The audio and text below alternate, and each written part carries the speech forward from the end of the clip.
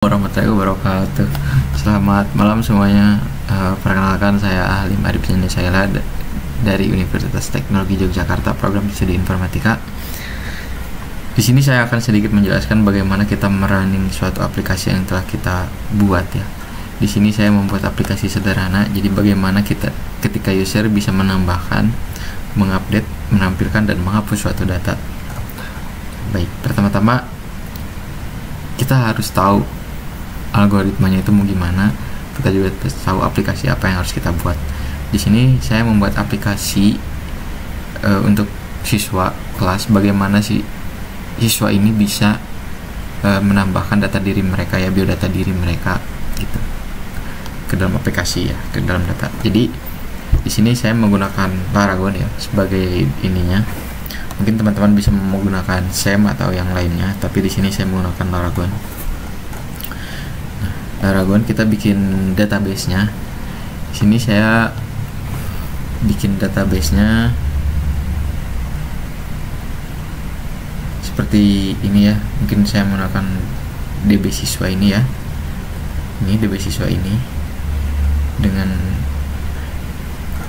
database-nya DB siswa, tabelnya mahasiswa. Ini mungkin data-data yang sudah saya coba-coba ya. Dan strukturnya itu di sini ada 6 ya. 6 table struktur, ada ID, nama, NPM, jenis kelamin, alamat, sama nomor HP. Nah, ID ini ya teman-teman, ID ini kan ada kunci ini ya.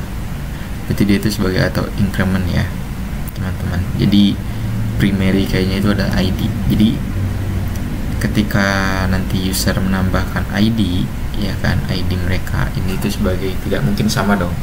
Jadi setiap user tuh mempunyai beda-beda gitu ID-nya gitu teman-teman ya. Nah, kalau kita sudah buat strukturnya ini, kita bisa langsung ke sini, tapi kita belum bisa nyambungin si apa namanya, si database ini ya ke aplikasi ini. Masih belum bisa disambungin karena kenapa?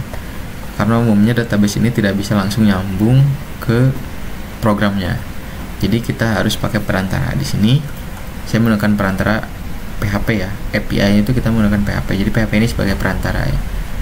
Jadi ketika database yang dikirim ya dari user ini, ya kan, dari sini nih. Ini tuh perantaranya PHP gitu. Jadi di sini ada hapus koneksi. Jadi koneksi itu nyambungin antara database dengan si program yang kita buat.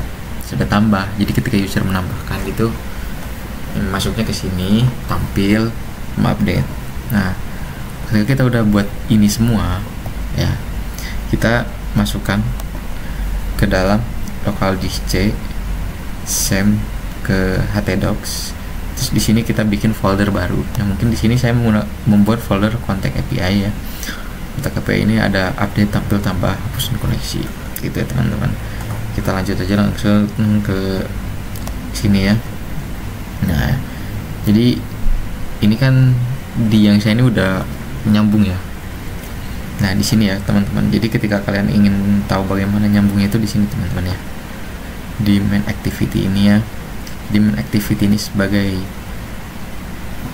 apa ya, yang nerima gitu ya, yang nyambungnya dari sini main activity ini teman-teman ya. Terus ada kelas adapter data siswa ya kan, ini ada buat ngehapus sama update ya teman-teman. Kalian lihat ada edit sama hapus teman-teman. Terus di sini ada edit siswa ya. Terus di sini ada siswa. Ini siswa ini sebagai nama aja ya. Mungkin ada siswa string kan. Ide itu apa, string, nama atau apa, string gitu kan. Terus di sini ada tambah siswa. Jadi tambah siswa itu ketika nanti si user ini menambahkan siswanya. Nah, terus buat saya pribadi, ketika saya ngerjain itu mending saya ngerjain dulu si XML-nya ini. Jadi layoutnya dulu teman-teman. Jadi layoutnya itu kita mau bagaimana.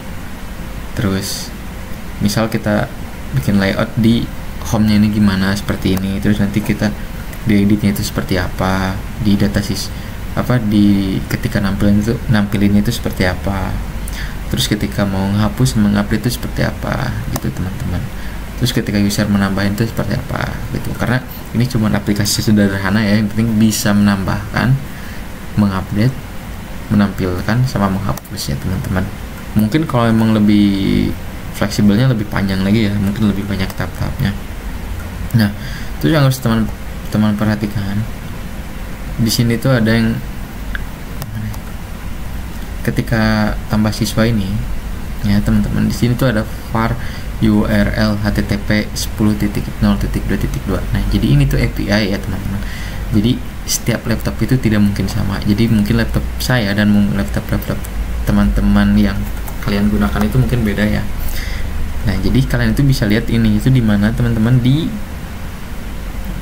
CMD ya, command prompt, terus ketik aja sama kalian ipconfig. Nah, itu bakal ada ya. Namun di sini saya menggunakan ininya itu yang biasa digunakan oleh Android Studio ya teman-teman. Jadi teman-teman juga bisa digunakan ya ketika nanti mungkin saya bagikan codingannya gitu teman-teman. Nah, terus bagaimana sih cara kita ngeran aplikasinya, bagaimana sih cara kita melihat aplikasinya itu berhasil apa enggaknya. Kalau teman-teman mempunyai HP yang tidak kepakai ya, mungkin teman-teman bisa secara langsung di HP-nya langsung. Tapi di sini saya menggunakan emulator ya. Jadi tidak ada HP yang nggak dipakai, jadi saya di sini menggunakan emulator ya teman-teman. Nah, ini kan ada aplikasinya gini ya. Terus coba ini aplikasi kita teman-teman. Nah, kan kita lihat ya.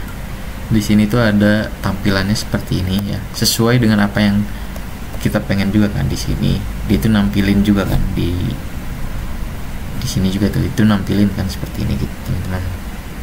Nah, jadi kita user itu pengen lihat data siswa, nah sama nambah data siswa. Jadi kita lihat data siswa, inilah yang ditampilin kan teman-teman, ini yang ditampilin.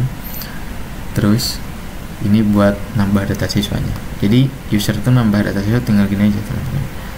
Misal namanya Akmal, npm-nya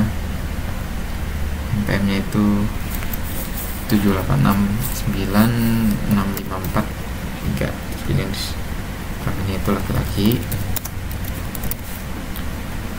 Alamatnya itu misal Wijaya,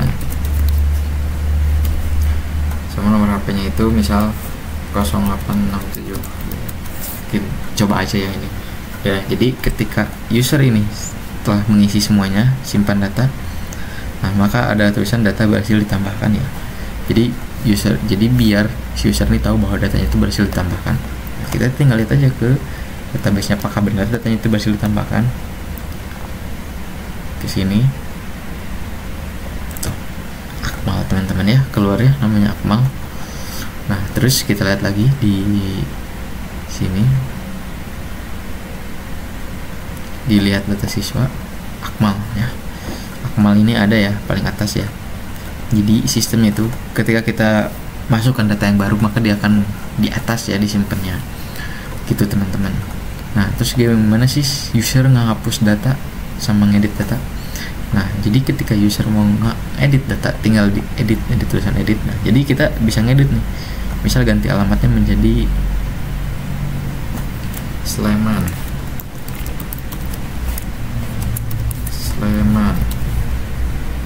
Aduh, like juga ya. Sabar teman-teman.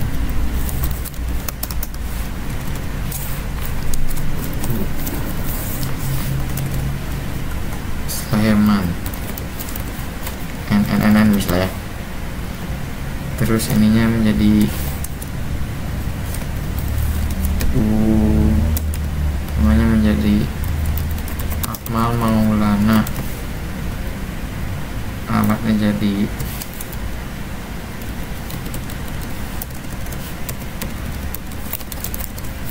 NNNN misalnya. Update ya kan ya teman-teman, gitu teman-teman ya. Terus ketika kita ingin menghapus, hapus aja di sini data maka akan terhapus ya dari daftar siswa ini. Terus kita lihat di database-nya apakah benar-benar terhapus. Nah, hapus ya teman-teman, nggak ada ya namanya Akmal itu gitu ya teman-teman. Jadi mungkin segitu penjelasan hasil codingan run dari saya. Bila ada salah atau apa-apa saya mohon maaf. Saya ucapkan terima kasih.